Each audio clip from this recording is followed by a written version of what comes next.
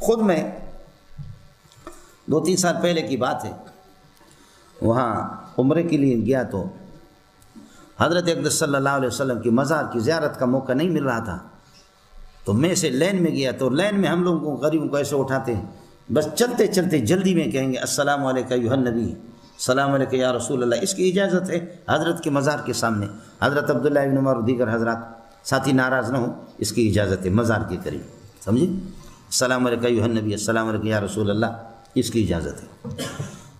تو آپ کو سلام پیش کر رہا تھا، ایسے ہم لوگوں کو اٹھایا جی ریلی میں، تو وہ جو ڈیوٹی دے رہے تھے تو وہاں پر ڈیوٹی دیتے ہوئے ایک بندہ، اس نے رومال پہنا ہوا تھا، شیخ نصیر کے نام سے، افغانی تھا، تو اس نے یہ ہے کہ مجھے دیکھا کہ حضرت کو دھکے پڑ رہے ہیں، ہمیں دھکا دے کر کے نکال دیا، تو وہ میرے پیچھے باہر آ گئے ادھر سے، کہنے لگے شیخ منظور، میں نے کہا نام سیدی، شیخ منظور، کہنے لگے میں آپ کا شاگرد ہوں، میری ڈیوٹی ہے یہاں جامعہ اسلامیہ میں پڑھتا ہوں اور یہاں ہماری ڈیوٹی لگتی ہے۔ میں نے کہا شاگرد ہے تو پھر حضرت کی زیارت تو کراؤ یار، اتنے شاگرد سیکورٹی میں آپ لگے ہوئے ہیں۔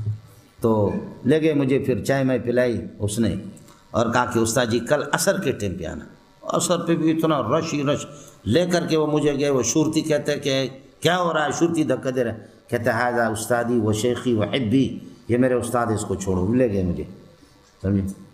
اور مجھے اللہ کو بھلا کرے اس میں ریاض الجنہ کے اندر بھی لے گئے، وہاں بٹھایا بھی، اور پھر یہ ہے کہ وہاں سے کہا کہ تھوڑی دیر کے بعد جب آپ نکلیں گے میں ڈیوٹی پر ہوں تو آپ آئیں گے تو انشاءاللہ آپ کو 2 راستے، کچھ لوگ باہر سے جاتے ہیں، آپ اندر سے حضرت صلی اللہ علیہ وسلم کے مزار کے قریب کر دوں گا۔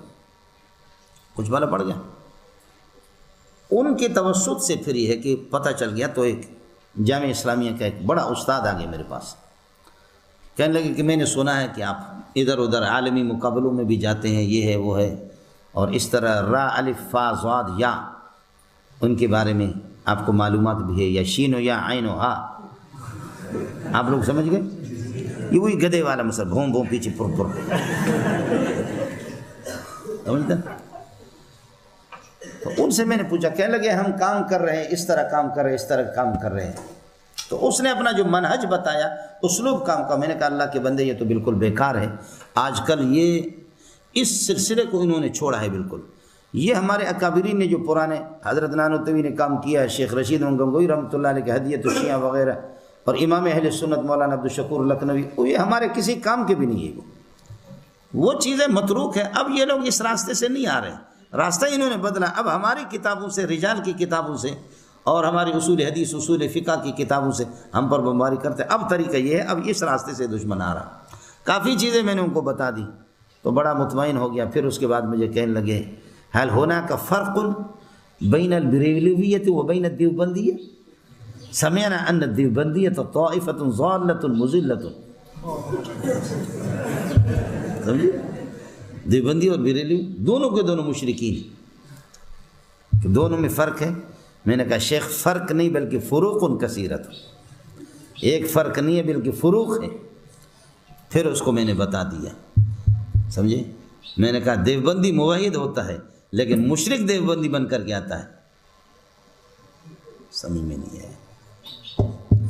دیوبندی تو موحد ہوتا ہے، جو موحد ہوتا ہے وہ دیوبندی ہوتا ہے، لیکن مشرک دیوبندی بن کر کے آتا ہے۔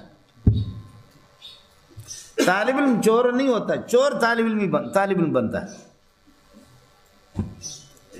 طالب علم چور نہیں ہوتا بلکہ کیا ہے، چور طالب علم بن کر کے آتا ہے۔ حضرت ثانی کو کہا طالب علم بھی چوری کرتے، فرمایا نہیں، طالب علم چوری نہیں کرتے، چور طالب علم ہی کرتے۔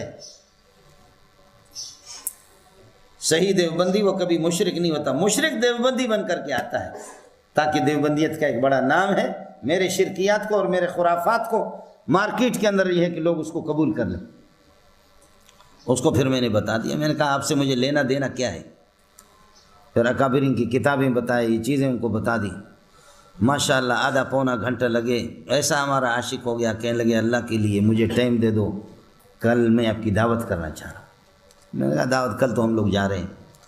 پھر کہنے لگے کہ جی آپ کو جو ہے نا، آپ کو ہم بلائیں گے 2 مہینے میں، اور آپ آ کر کے ہماری رہنمائی کریں، ہم کچھ کام کرتے ہیں۔ میں نے کہا جب آپ کی ٹکٹ پر آ جاؤں گا تو پاکستان والے جو ہمارے بیٹھے ہوئے سمجھ میں نہیں آئے، ظالموں کچھ اشارہ سمجھا کرو۔